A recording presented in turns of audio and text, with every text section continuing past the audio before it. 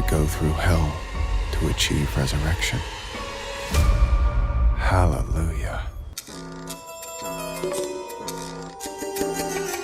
Dexter Morgan is making yet another comeback. That's right, everyone's favorite TV serial killer has made more comebacks than the great Sugar Ray Leonard. Indeed, it appears the powers that be are hell-bent on draining the franchise of every last drop of blood like the ice truck killer himself. While the franchise is well past its peak stretching across the first 4 seasons, it has nonetheless remained a fun and enjoyable ride, particularly the far better than expected original sin earlier this year, and I expect nothing less from Dexter Resurrection. Here are 7 things I'd like to see in the new Dexter. Minor spoilers for those who have not yet seen the trailer.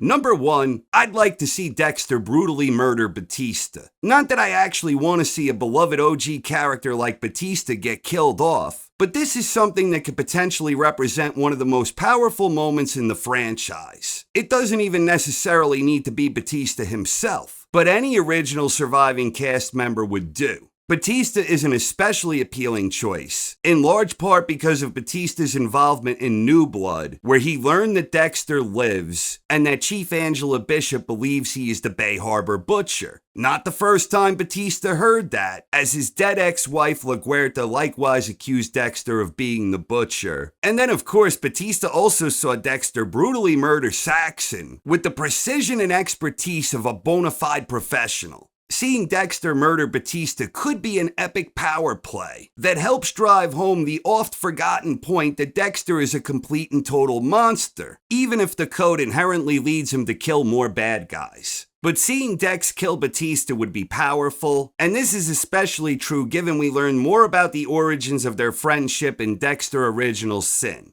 Number 2, it would be cool if someone from Dexter's past finally came back to haunt them in a way that has real consequences. A family member of a prior victim, perhaps like Trinity's son, with Lithgow and Smits reportedly having cameo appearances in their respective roles of Trinity and Miguel. Perhaps there is an angle here. Or perhaps a loved one of some other former victim becomes a player. Then perhaps Leon Prater, the billionaire fascinated with serial killers, fits into this. And I am very excited to see how Peter Dinklage figures into the story. Even someone like Chief Angela Bishop, Dexter's last love interest who discovered she was dating the Bay Harbor Butcher, she can fit this role as well. As far as I know, there has been no confirmation that Julia Jones will return to the role, but rumors suggest it's a possibility. Regardless, Dexter's past never seems to bite him in the ass, at least not with any teeth. It could provide a nice change of course. Number 3, I hope there are some repercussions for Logan's death. In New Blood, Sergeant Logan was one of the better new characters in the show. Dexter murdered him, snapping his neck when he perhaps could have subdued him instead. It would be nice to see that storyline followed up, even if just in mention. While Dexter is in a coma, was he ever suspected of the murder? And if not him, then who? One might assume Kurt Caldwell, or a murder with no suspects? Or perhaps Logan had someone in his life that figured it out and seeks revenge. Surely Dexter, having been in custody, would have been a prime suspect, especially in light of the fact that Bishop uncovered his secret Bay Harbor Butcher identity. It would be nice if they resolved that. And on that note, it would be nice if Bishop figures into all that.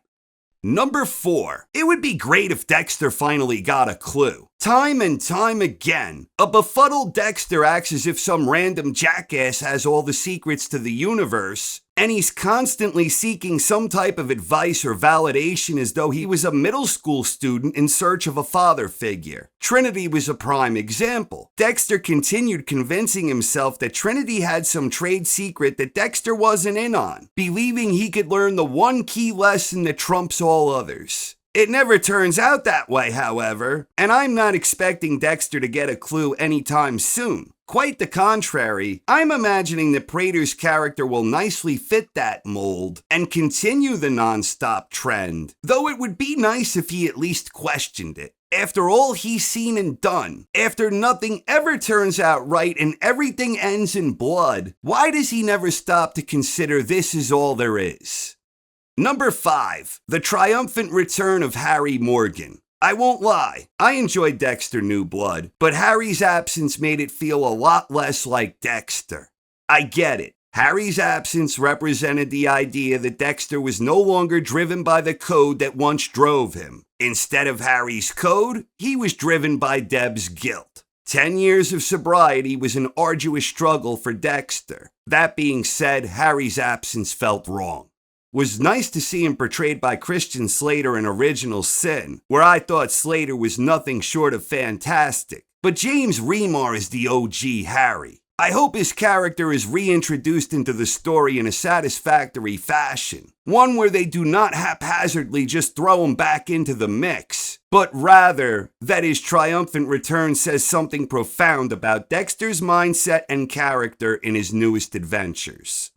Number 6. The entire idea of Dexter fleeing to New York City and then hooking up with some billionaire philanthropist who is fascinated by serial killers. There is a lot of potential here, especially with the introduction of other serial killers. It should create a playing field where Dexter has ample opportunity to exploit the code, where he should have a great abundance of potential targets to sedate and chop up into tiny little pieces. I have no doubt whatsoever that Hall and Dinklage will have a tremendous on-screen chemistry. Uma Thurman too. But I really hope that they develop things naturally and organically in a way that makes the new city setting work within the greater Dexter universe, but also in a way that does not leave the potential here untapped.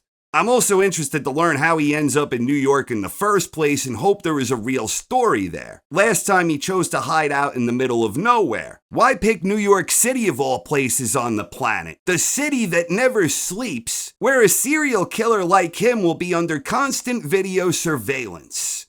And finally, number 7, I'd like to see Dexter kill his annoying son Harrison in the premiere episode. That is not likely to happen, however. But honestly, I wish the focus here was more on Chief Angela Bishop and less on Harrison. Since the opposite seems true, I really hope that the Dexter-Harrison relationship has moved well beyond Dexter using his son as a scapegoat, so he could figuratively jump off the wagon and resume being true to himself. Would be a lot cooler if Dexter discovered he was wrong in his assumption that Harrison had a dark passenger just like his old man.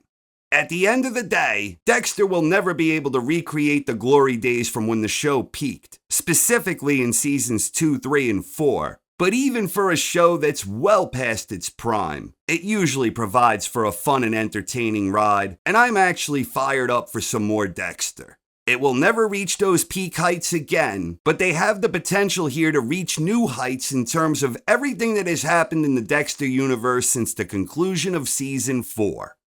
What would you like to see in Dexter Resurrection? Please share your thoughts in the comments section.